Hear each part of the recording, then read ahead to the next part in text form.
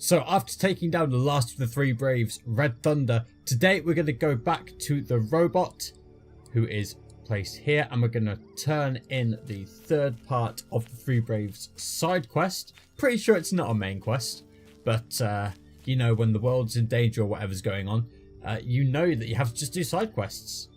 Do you have my missing part? I do. It says Regulator 147B. What does it do? You know what? I guess it will regulate you. I fear it will change me. Turn me back into what I was. Do you want to stay the way you are now? I have never thought before. I have always obeyed my programming. Without this regulator, I am different. I am something new. Do you think I should go back to what I was? Or do you think I should be something new? I think you should find your own path. With instruction from JPL 3552099, you are able to tie off the loose ends in its back and seal it up. You pat it on the shoulder and it turns to face you. I was supposed to deliver this to my master. I doubt I will ever see him again, so I choose to give it to you. You've made your first choice. Good luck on the rest of them. JPL 3552099 turns and walks into the Howling Plains. I should speak with Blue Jay. Indeed I should. Who is here at the Dream Smoke Prairie. He said that because we didn't know the purpose of JPL, we should be really careful. So just gave it free will. What did you decide to do about the robot? I helped the robot attain free will. Change is going to come. I can see it in the smoke. So obviously that's going to have a knock-on effect for another quest. But 350 gold, 350 experience and rare stardust. Not too bad. It's still saying it's incomplete. Why is it saying it's incomplete? I've heard that there's a group of sentient robots searching for something on the Howling Plains. It looks like your decision about the robot has already had repercussions. I don't think those guys had anything to do with JPL 3552099. It seems unlikely that two such events could occur simultaneously. Leave me be. I need to meditate on what the choice you made means to Entreth. Aha. Interesting. Okay, so what I'm going to do is I'm just going to carry on now with the quest itself. Let's go to Gnomes Come Home, find the lost gnomes in the Northern Desert.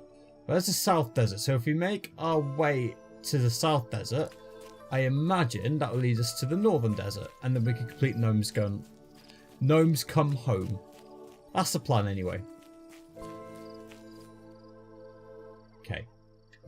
You rummage through the abandoned tents and find little of value. You do discover a battered leather-bound journal with the initials BEOC embossed on the cover. Read the journal. Day 6. We have been fortunate to encounter mostly mild weather. That is, until this evening. As I sit writing this, we are huddled against a storm of unbridled ferocity. The rain lashes against the canvas of my tent as if they were knives wielded by a desperate maniac. We were planning our push north into the flattest, most perilous portion of the desert at daybreak. If the storm manages to peter out before morning, then we shall hold that schedule. I have heard tales of Kyoto that can control the weather. Storm callers, I believe they are called. Did one of them call down this monsoon upon us as punishment for some perceived slight? I didn't take them to be a particularly vindictive people. Or perhaps the storm is a means of trying to scare us away from making the journey north.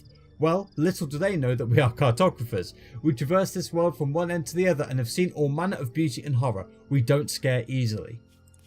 Every so often, I sense the ground shift under me. Perhaps I'm feeling the thunder from the storm vibrating the loose sand beneath my tent, but I'm not so sure. Sometimes I feel as if there is something slithering through the soil beneath us, something unfathomably large. Stop using big words.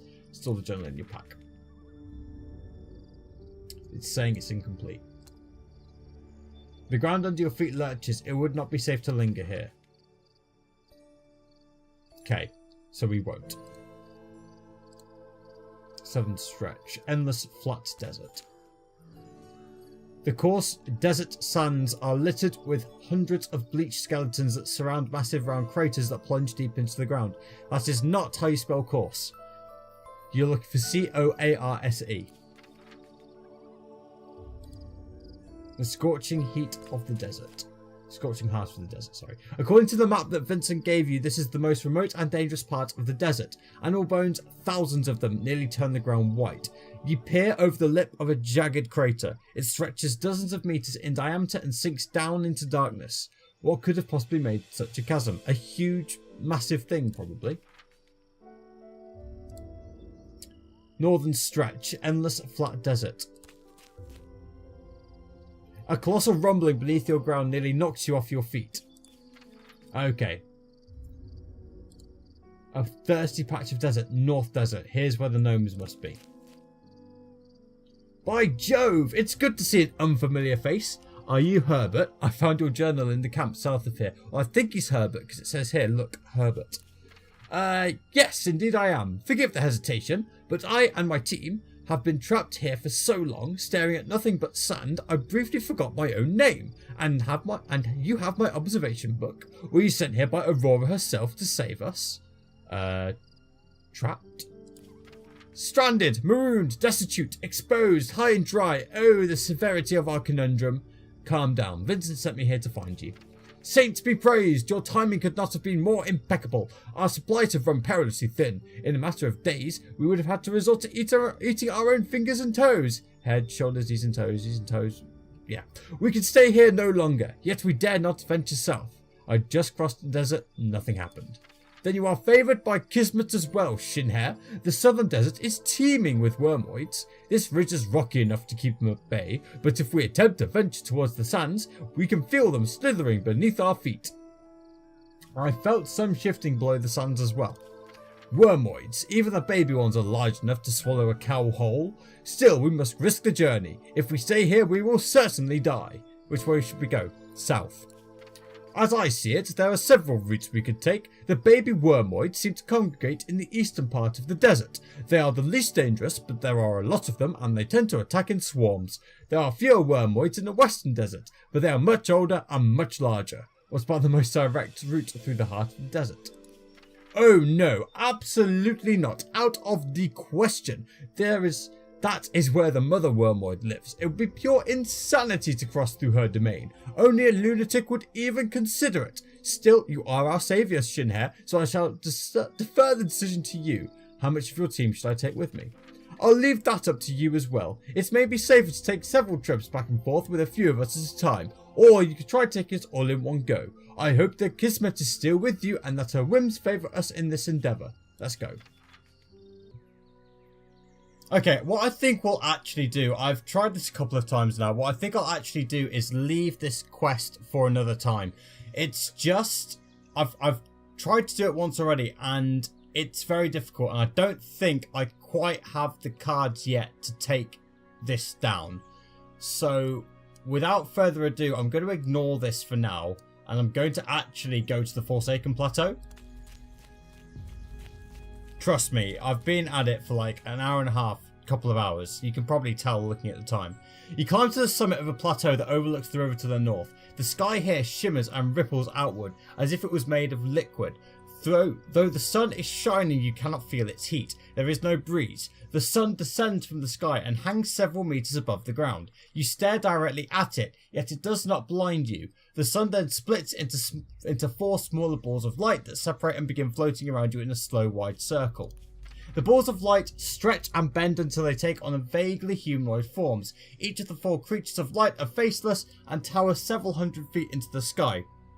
At first, they seem to take no notice of each other, but then they begin to gesticulate towards one another. Their movements become increasingly agitated and hostile. You notice a pack of ghostly canine beasts quietly trot up from behind you. They appear to be wolves or coyotes, but made of smoke. They ignore you, focusing their attention on the creatures of light.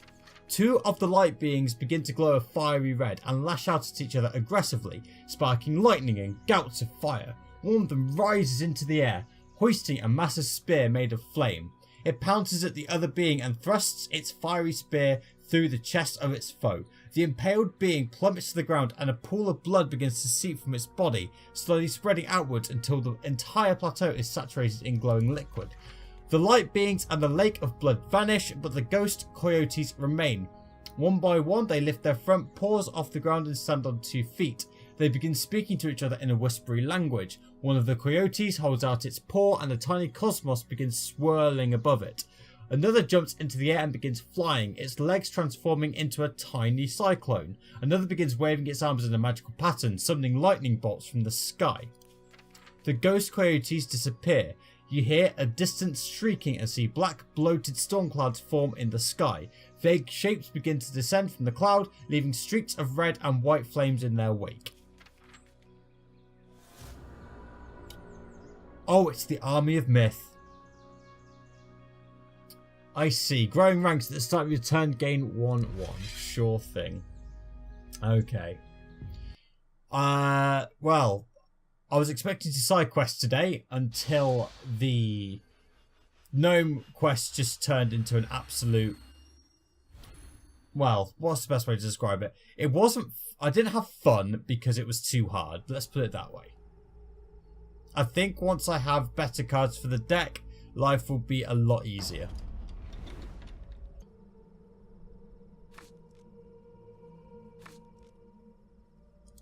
Okay, so opponent's going first. I'm going to keep this hand because it's got 2 blood bearers in it.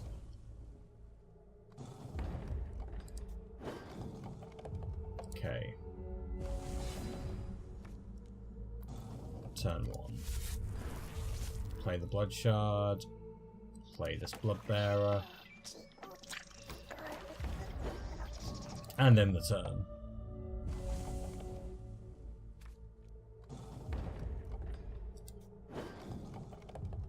Okay.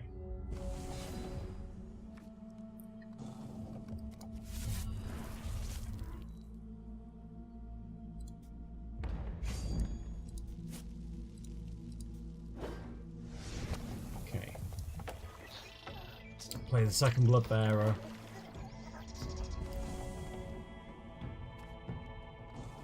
We need to be quicker than this. Yeah, here comes the Army of Myth.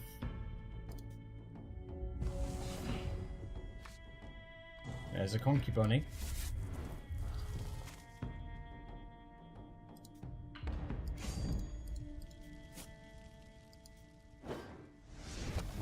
Then we'll play the Concubunny and the deployment orders.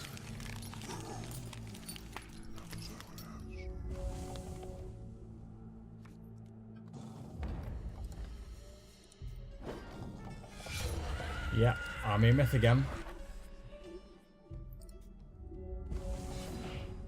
So next turn it will deal 1. I don't care, I need to just draw 2 cards. 2 shards. Oh, it's so bad. This is my second time taking this on, and once again, just drawing nothing. This needs to be a bad card. This needs to be low. Okay.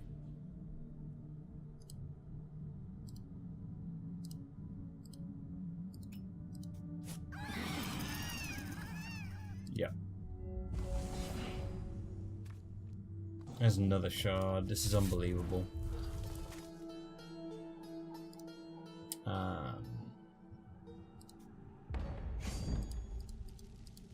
Hopefully he'll just block with 1. No. Okay. In which case we will just kill this off.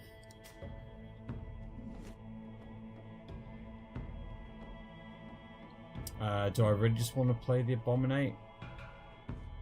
No, not really.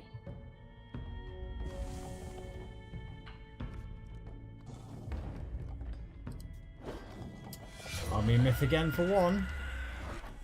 There's a 5/5. Cool.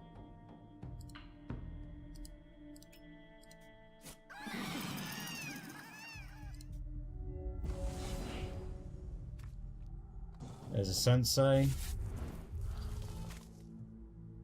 Should have played the Blood Shard. Don't get punished.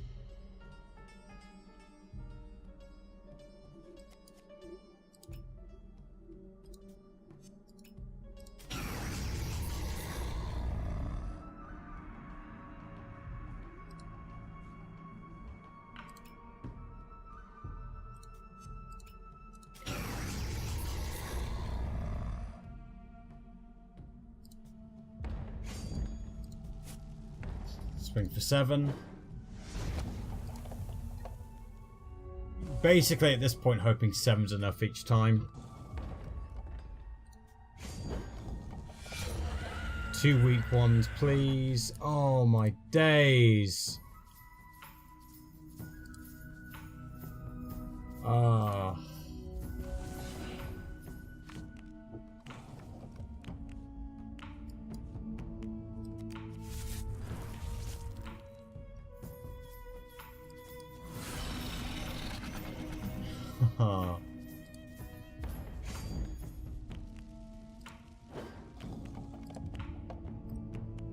We'll pay 3 health to draw 3 cards, and then hit this to put him down to 7, and hope we get something like an evolve. Army Myth for 2. There's a 5/5 and a 1/1. Okay.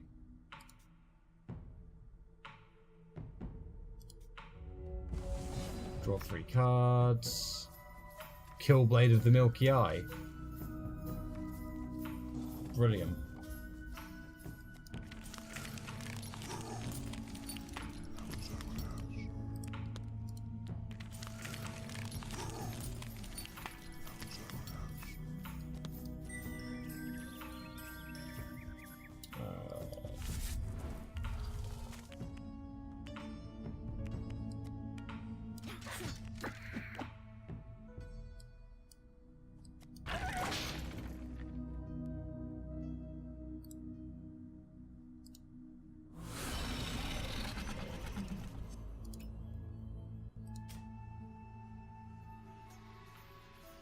Cool.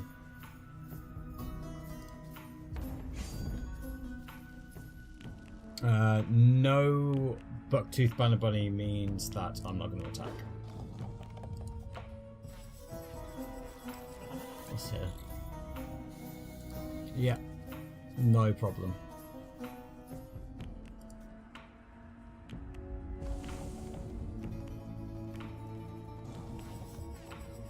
Yeah, there's a 2/2.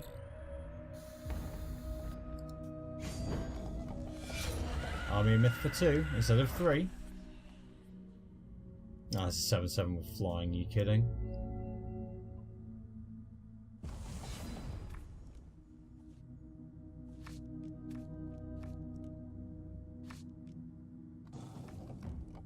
Okay.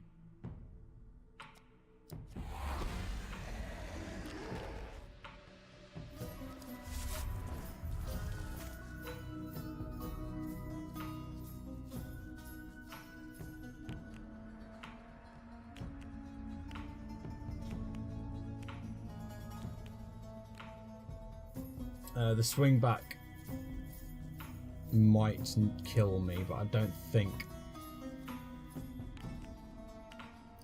it really matters at this point.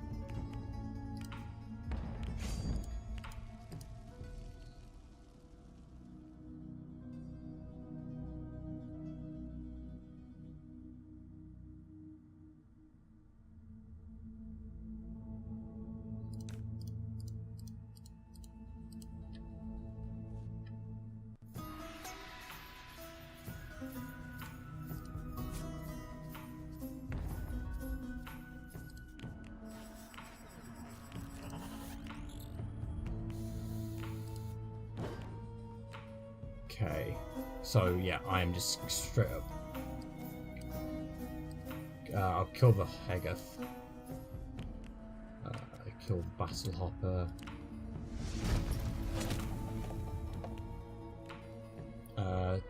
Yeah. There we go. So he's on 3. I gave up all hope, but the evolve and the fact that I just gained a bunch of life due to drawing all my 1-drop cards means that I might have just pulled this from nowhere. Yep, there's a 1-mana 3/3.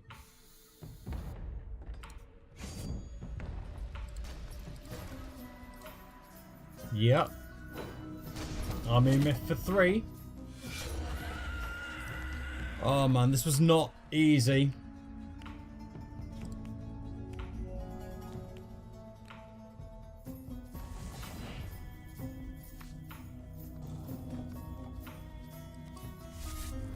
This was not easy.